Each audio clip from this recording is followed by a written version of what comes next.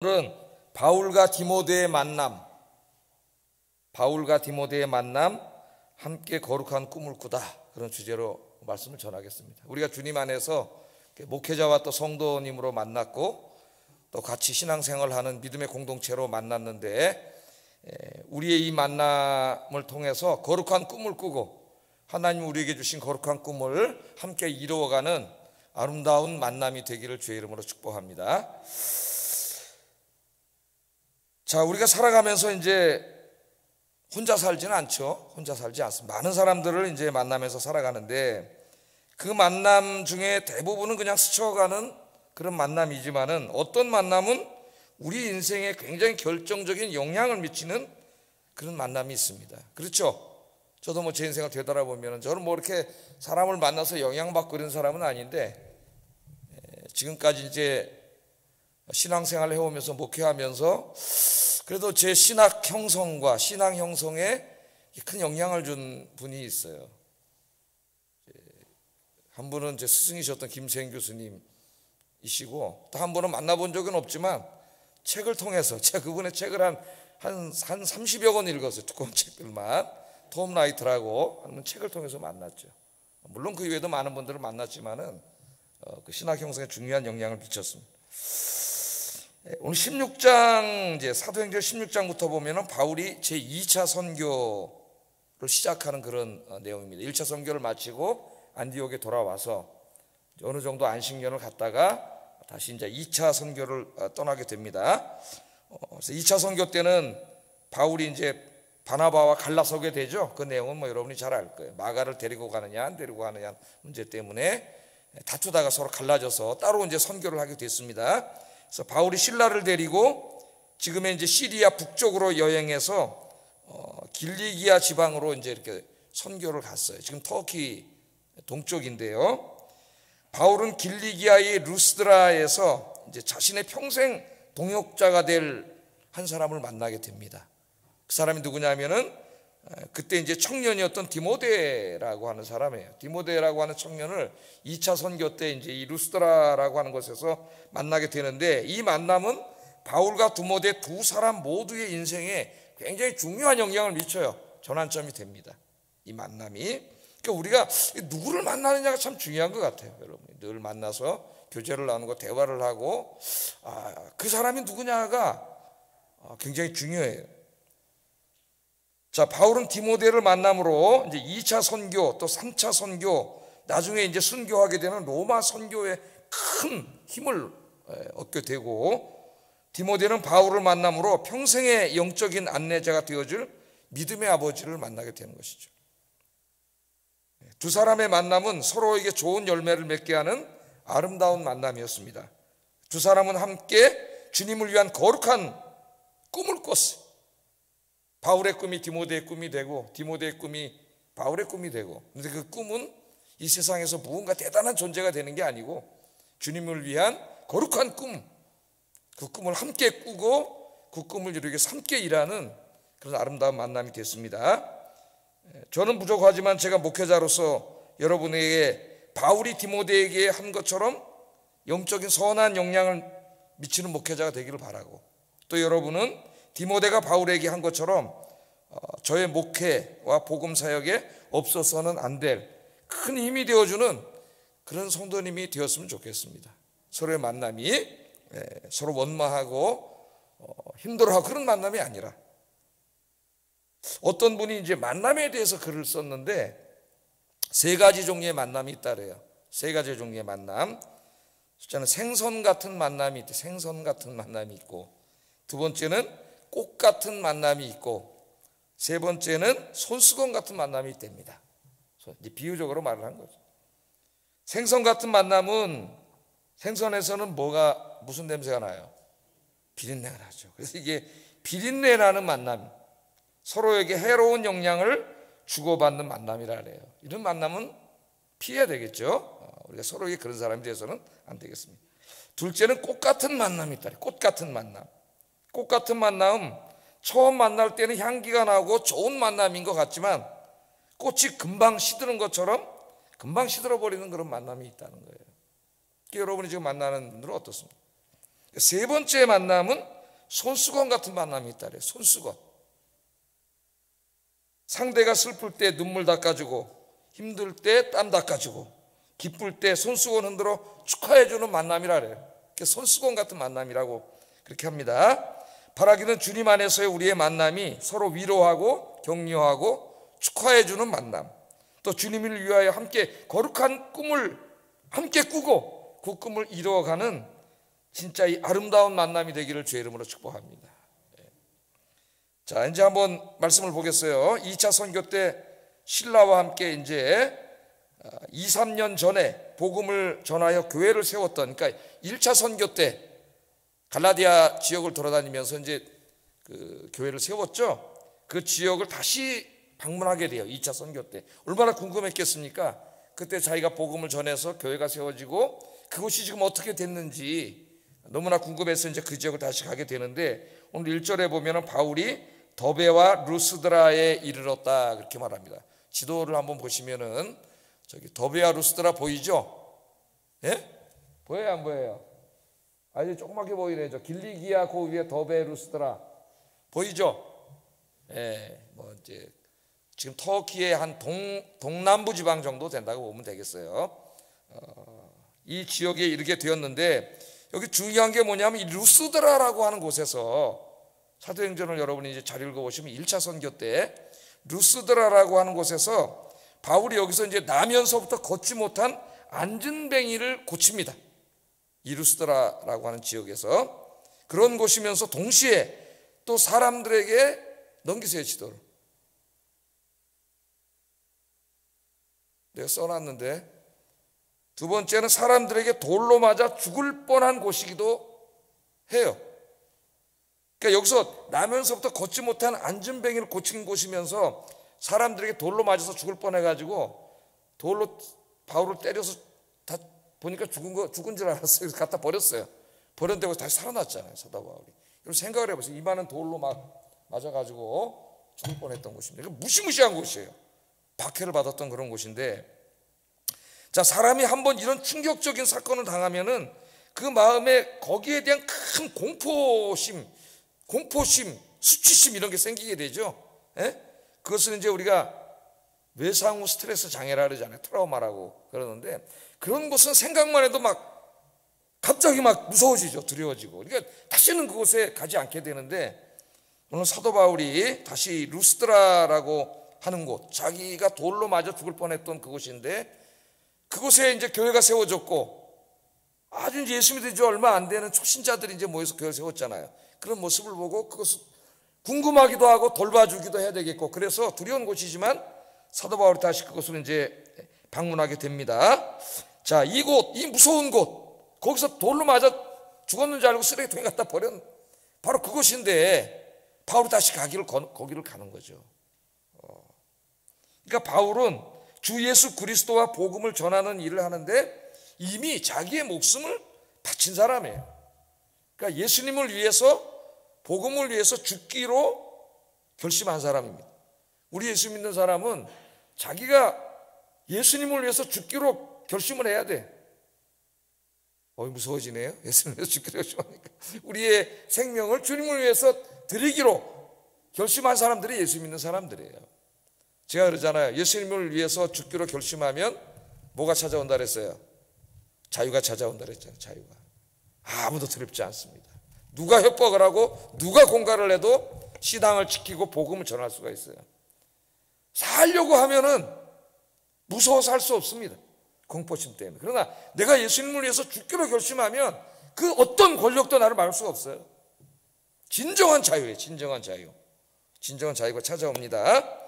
훗날 이제 사도 바울이 이러한 자신의 각오를 에베소 교회 이제 장로들을 만나서 간증을 하지 않습니까? 한번 이 사도행전 20장 22절 24절 한번 읽어보겠습니다. 시작.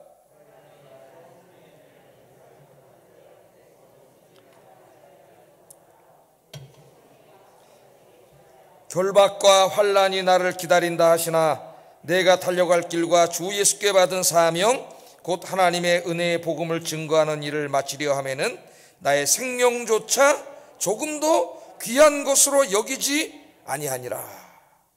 에베소로 방문해서 이제 예루살렘 교회로 가고 있잖아요. 예루살렘으로.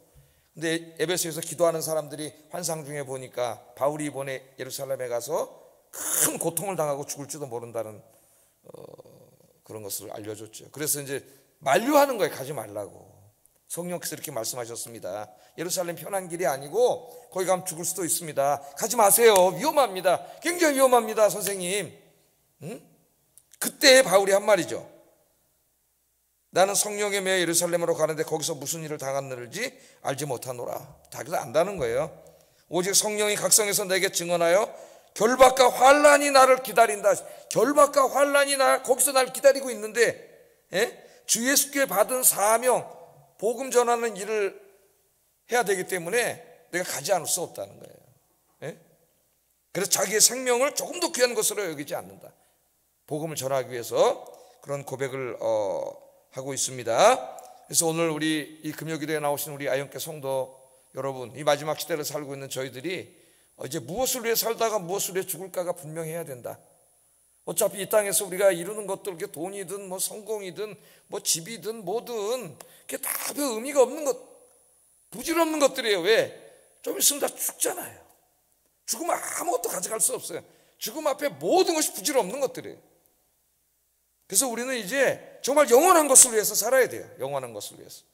주님을 위해서 죽기를 각오하고, 이 한 목숨까지 주님께 드리겠습니다 하는 그런 마음으로 주님을 위해서 살아가시는 저와 여러분 되기를 주의 이름으로 축복합니다. 자, 바울이 돌로 맞아 죽기까지 복음을 전했던 이 루스드라 사역이 헛되지 않아서 이곳에 이제 많은 사람들이 주님께로 돌아왔고 교회가 세워졌어요. 그곳에. 그러니까 믿음으로 복음의 씨앗을 뿌리면 거기 반드시 열매가 맺게 되어 있습니다. 우리 조선의 선교 역사가 바로 그래요. 한국말도 잘 하지 못하는 선교사들이 들어와서 어느한 말로 뿌린 그 복음의 씨앗이 오늘 엄청난 이 결과를 맺고 있지 않습니까? 복음은 생명 있는 겨자씨이기 때문에 뿌려지면 엄청난 역사가 일어나요. 믿음으로 뿌리면. 그러니까 우리가 지금 믿음으로 복음의 씨를 뿌려야 돼요. 내일도 거점 전도가 있으니까 여러분 다 오셔가지고 복음의 씨를 뿌리는 일에 힘쓰시기를 주의 이름으로 축복합니다. 근데 여기에서 이제 바울이 오늘 설교의 주제가 되는 이제 그 디모데라고 하는 청년을 만나게 되는 거죠. 이 루스드라에 다시 가서 바울이 설교를 하고 사역을 할 때에 바울의 눈에 딱 들어오는 사람이 하나 있었어요. 청년이었는데, 젊은이였는데 이제 디모데입니다. 디모데. 그래서 여기 디모데 두 사람이 자기 인생에 정말 중요한 결정을 하는 만남을 갖게 되고 이제 평생 동역자로 함께 하게 되죠. 마지막 사도 바울이 로마에서 순교하는 이제 기독교 전승에 의하면 이제 참수형을 당하는데 바울이 그 마지막까지 함께해요. 그 내용은 디모데후서에 나오죠. 바울이 디모데 오라 그러잖아요. 그럼 평생의 동역자로 두 사람이 만나게 돼요. 자, 오늘 1절을 한번 전체를 한번 읽어보겠습니다. 1절을 시작.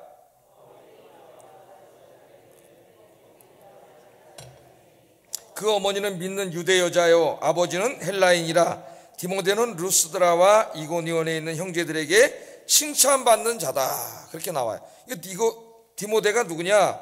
이고니온에 있는 형제들에게 칭찬을 받는다. 그러니까 형제들에게 칭찬을 받는다는, 형제들은 그리스도인을 말하는 거죠. 그러니까 교회 안에 성도들에게 칭찬을 받는 청년, 젊은이, 그 사람이 디모데. 그렇게 소개를 합니다. 그러니까 디모데가 얼마나 신실하게 신앙생활을 했는지 이고니온과 루스드라 두 동네에 소문이 날 정도로 믿음이 신실한 청년이었어요. 디모데가. 그러니까 여러분이 주변 사람들에게 여러분은 어떤 사람으로 소문나 있습니까? 어떤 사람으로? 함께 신앙생활하는 사람들에게, 함께 신앙생활하는 공동체 안에 사람들이 여러분을 보고 무엇이라고 말하고 있습니까? 믿음의 사람, 경건한 사람, 신실한 사람으로 소문나기를 주의 이름으로 축복합니다. 저분은 정말 참 신실한 분이야. 기도하는 분이야. 믿음이 있는 분이야. 우리가 본받을 만한 분이야. 그런 분으로 소문이 나야 되는 거죠. 디모데는 그런 사람이었어요. 그래서 이 바울이 설교를 하다 보니까 쭉 한번 이제 돌아보면은 설교에 딱 집중하면서 그냥 말씀을 열심히 듣고 또 거기 바울이 좀 머무르다 보니까 주의 일을 열심히 하고 있는 게 보이는 거죠. 그러니까 바울의 눈에 딱 들어오는 거예요. 디모데가. 저처럼 저 친구, 저 젊은이하고 내가 함께 주의 일을 했으면 좋겠다. 그런 마음이 들어온 거죠. 바울의 마음에 들었어요. 그래서 2차 선교 사역에 디모데를 이제 내가 데리고 갔으면 좋겠다. 그런 마음이 들었습니다. 아니, 요 2차 선교만이 아니라 평생 동역자로 삼고 싶었어요. 평생의 동역자. 그래서 이제 디모데에게 말을 했는데, 디모데도 바울 선생을 너무 존경했기 때문에 바울과 같은 훌륭한 목회자와 평생 함께 신앙생활하면서 그를 도와서 복음 사역을 하고 싶은 마음이 들었어요. 그래서 두 사람이 여기서 이제 만남이 되는 거예요. 두 사람이 만나게 됐습니다. 두 사람은 손수건과 같은 만남이 되어가지고 함께 거룩한 꿈을 꾸고 서로 의지하고 눈물 닦아주고 격려하면서 평생 동안 주님을 위해서 일하는 그런 사이로 함께 동역을 했습니다. 자, 이 디모데는요, 루스드라에서 몇 년 전에 바울이 복음 전하다가 돌에 맞아 죽을 뻔한 거를 다 본 사람이에요. 그 동네 청년이잖아요. 한 2, 3년 전에 저 바울이라는 선생이 맨 처음 와가지고 예수 그리스도께서 여러분을 위해서 죽으셨습니다. 이 여러분이 믿는 신은 다 우상입니다. 예수 믿어야 죄사함 받고 구원받습니다. 그는 3일 만에 부활하셨습니다. 이 설교를 했더니 거기는 유대인들이 돌멩이 들어가지고 돌멩이로 때려가지고 다 죽여가지고 쓰레기통에 갖다 버린 것을 눈으로 본 사람이에요. 자, 그러니까 이 바울과 함께하는 길이 편안한 꽃길이 아니라는 것을 알고 있어요. 계속 이런 일을 당할 수 있기 때문에 힘든 일이라는 것을 알고 있지만은, 그러나 그 고난의 길을 기꺼이 함께 가기로 했습니다. 바울 이야기했겠죠. 복음에 대한 꿈. 바울의 꿈은 뭐예요? 예수님께 받은 사명이죠. 그 사명이 뭐예요? 땅 끝까지 가서 복음을 전하는 거잖아요. 땅 끝까지 가서 자기의 꿈을 이야기했고, 디모데도 그 꿈을 바울로부터 듣고 그 거룩한 꿈을 자기 꿈으로 삼은 거죠. 이보다 더 가치 있고 의미 있는 일이 어딨냐. 두 사람이 이제 의기투합해가지고 이 길을 함께 가게 된 겁니다.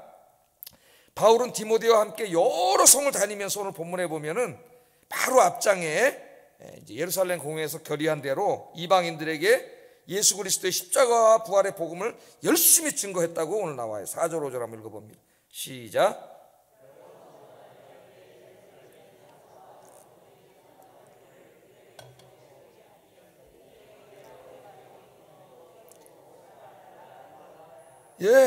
바울이 혼자 사역하는 것보다 디모데라고 하는 신실한 청년이 가세하니까 이게 엄청난 거죠. 이 사역이 믿음의 사람들이 1명, 2명, 3명, 4명 힘을 합쳐서 모여서 기도하고 일을 하면은 이게 엄청난 이제 폭발적인 역사가 일어나는데, 폭발적인 역사가 일어나서 오늘 그 다음 말씀에 보면은 여러 교회가 믿음이 더 굳건해지고 수가 날마다 증가했다는 건 복음을 열심히 전했더니 많은 사람들이 회개하고 돌아왔다는 거죠. 교회로.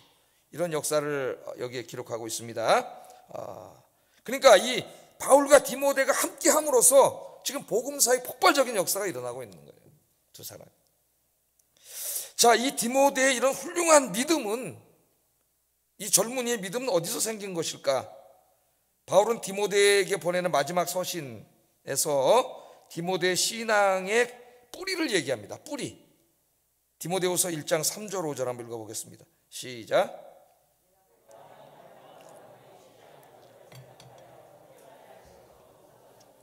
하나님께 감사하고 내 눈물을 생각하여 너 보기를 원함은 내 기쁨이 가득하게 하려 함이니 이는 내 속에 거짓이 없는 믿음이 있음을 생각함이라.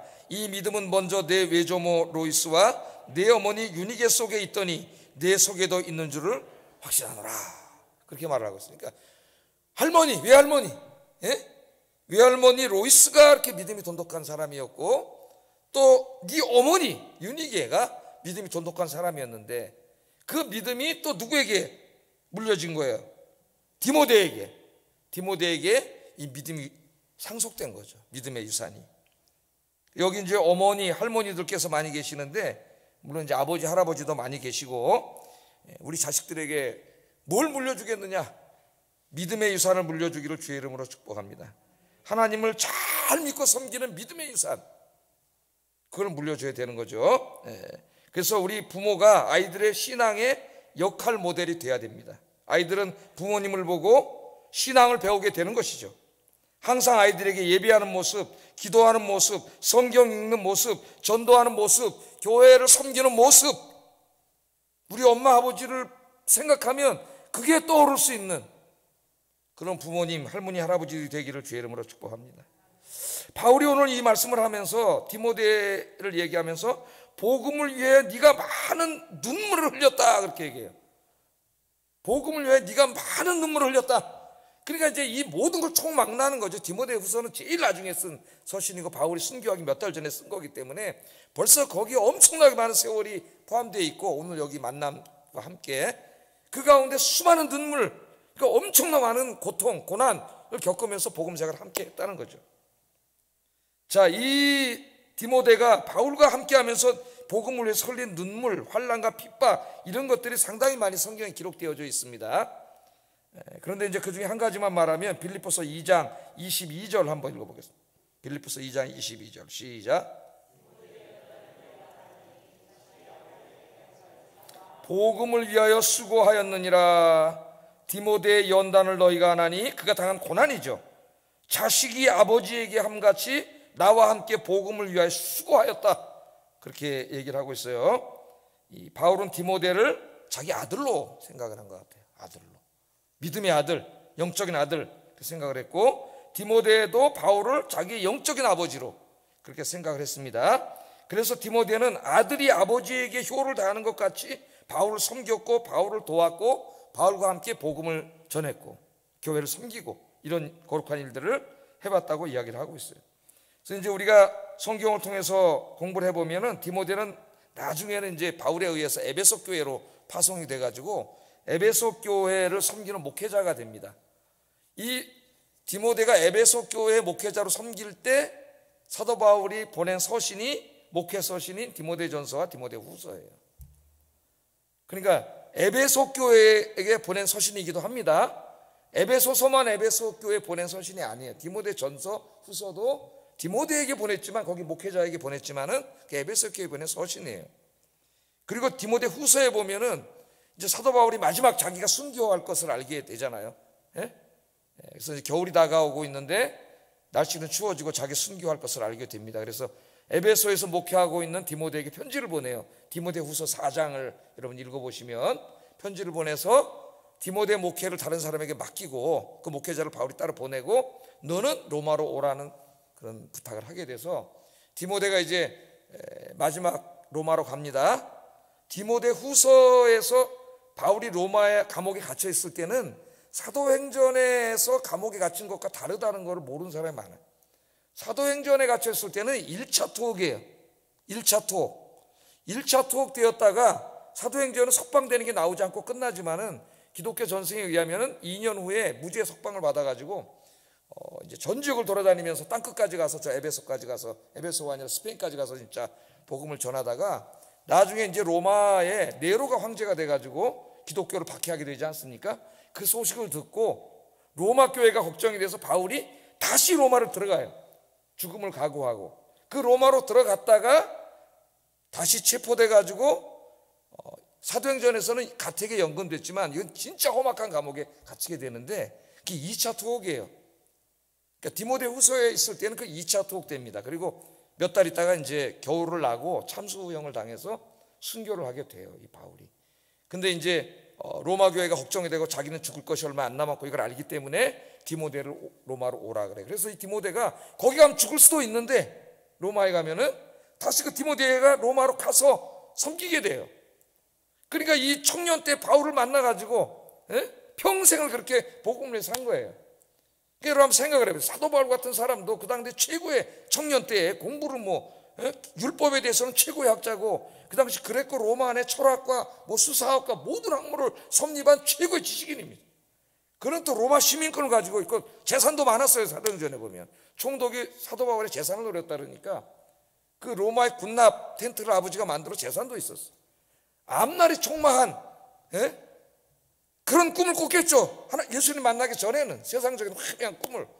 근데 주님 만난 다음에 이제 그런 헛된 것을 접고 주님을 위해서 거룩한 꿈을 꾼 거죠. 디모데도 성경에 자세히는 안 나오지만 예수님 만나기 전에는 바울 만나기 전에는 그냥 청년으로서 열심히 헬라인들이, 아버지가 헬라인이거든 디모데는, 사업을 하고 장사를 해가지고 큰 돈을 벌어서 부자가 되고 사업가가 되고 뭐 이런 꿈을 꾸지 않았겠어요? 세상적인. 근데 예수님 만나고 예수님 믿고 사도 바울을 만난 다음부터 그런 이제 세상의 꿈을 접고 두 사람의 의기투합해가지고 함께 땅끝까지 이르러 이 생명의 복음, 주 예수 그리스도의 복음을 증거하는 일에 함께 꿈을 같이 하고 함께 평생을 이렇게 헌신하게 된 거죠. 그래서 디모데 후서 제일 마지막 4장 6절 8절에 보면은 디모데에게 이제 편지, 이 유언 같은 편지인데 마지막 이 말을 하잖아요. 읽어보겠습니다. 시작.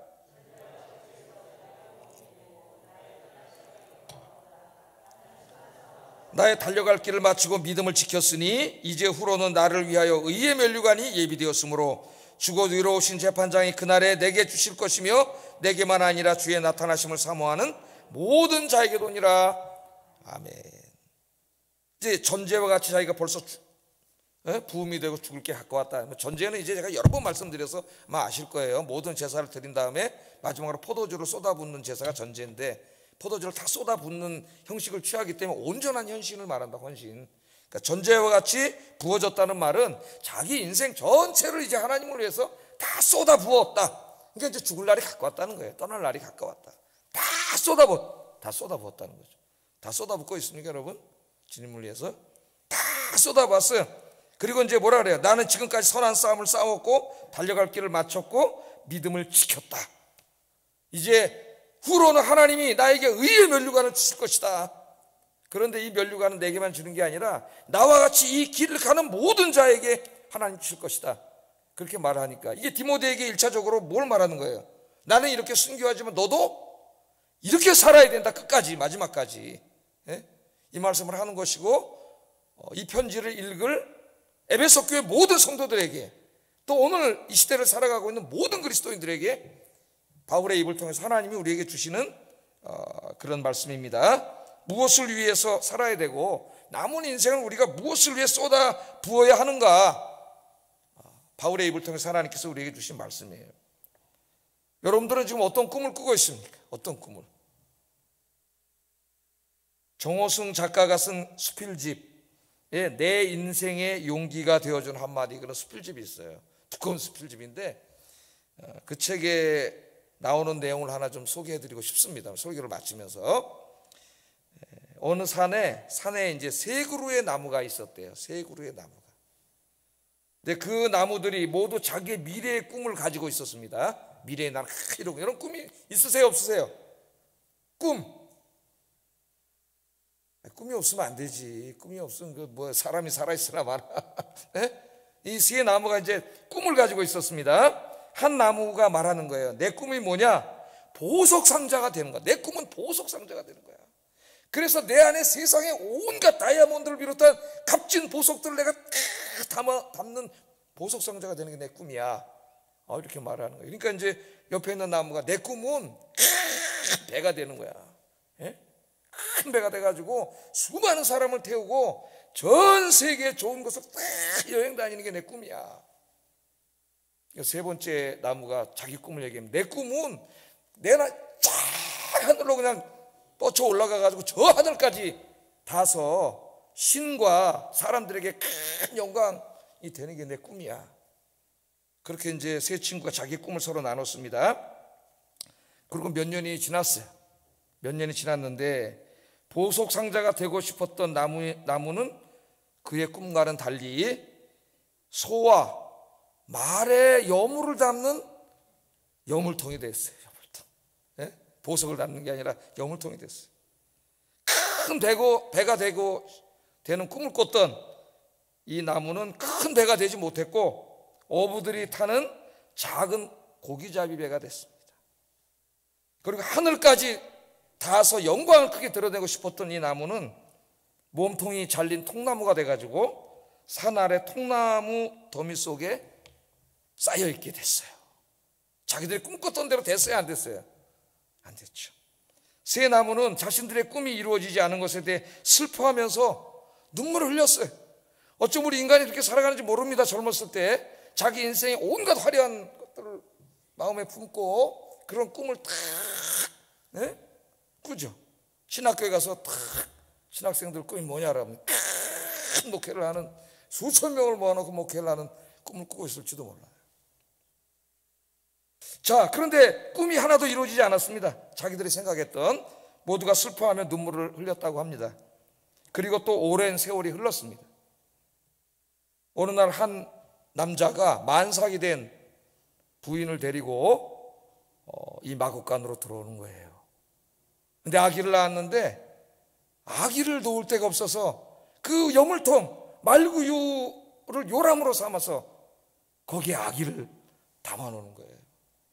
그 아기가 바로 이 세상을 구원하러 이 땅에 오신 만왕의 왕 예수 그리스도. 할렐루야.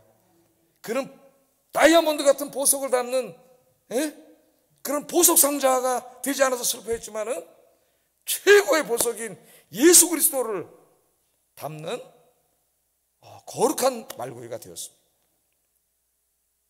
그리고 30년이라는 세월이 또 흘렀어요. 30년이라는 세월이. 큰 저 배가 되어서 많은 사람들을 태우고 온 세상을 돌아다니고 싶었던 그 나무는 조그만 고기잡이 배가 됐는데, 어느 날 한 사람이 그 고기잡이 배에 타서 하나님 나라의 복음을 전하고 천국의 복음을 전하고 있는 거예요. 그분이 바로 누구예요? 이 세상을 구원하러 위한 예수 그리스도예요. 예수님께서 그 배에 타셔서, 그는 큰 배가 되지 못하고 고깃배가 됐지만은 천국 복음을 이 땅에 증거하는데 사용되는 가장 고귀한 배가 되었죠. 그리고 또 3년이 흘렀습니다. 3년의 세월이 흘렀어요.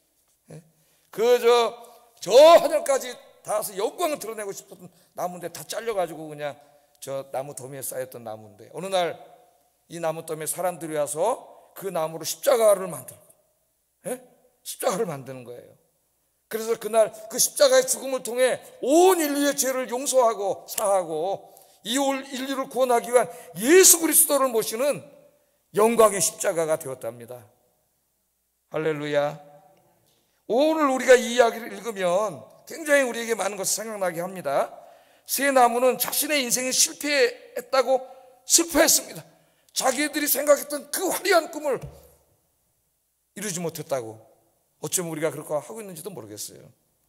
그러나 그들의 인생은 예수님을 모시고 진리의 복음을 선포하고 세상을 구원하는 예수님의 십자가의 속죄와 구원을 이루는 가장 가치 있고 의미 있는 일에 쓰였습니다. 누가 성공한 인생인가? 누가 의미 있고 가치 있는 삶을 사는 인생인가?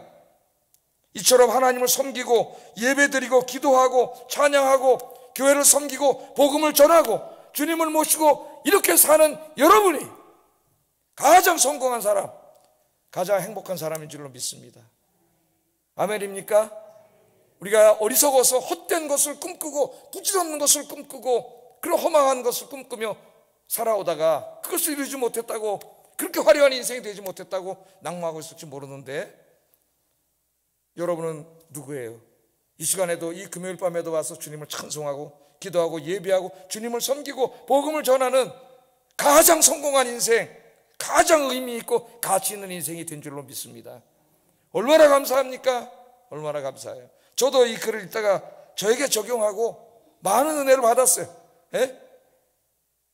저도 화려한 꿈을 많이 꿨었는데 다 인간의 헛된 것이죠. 지금 이렇게 주님을 섬기고 하나님 말씀을 전하고 목양을 하고, 이것이 가장 성공하고 행복한 게 아닌가. 여러분, 우리 남은 인생 감사하면서 더욱더 이런 주님을 기쁘게 하는 삶을 살아가는 저와 여러분 되기를 주의 이름으로 축복합니다. 우리 찬송 하나 부르고 기도했으면 좋겠어요. 두 손 들고 찬양합니다. 다시 오실 왕 여호와께 오직 주만이 나를 다스리네. 나 주님만을 섬기리. 헛된 마음 버리고 성령이여 내 영혼 충만하게 하소서. 주님 앞에 내 생명 드리리라. 우리 찬송하겠습니다.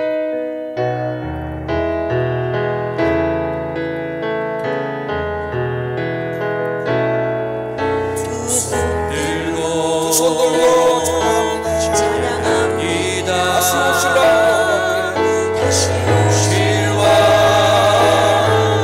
여호와께 오직 주만이 나를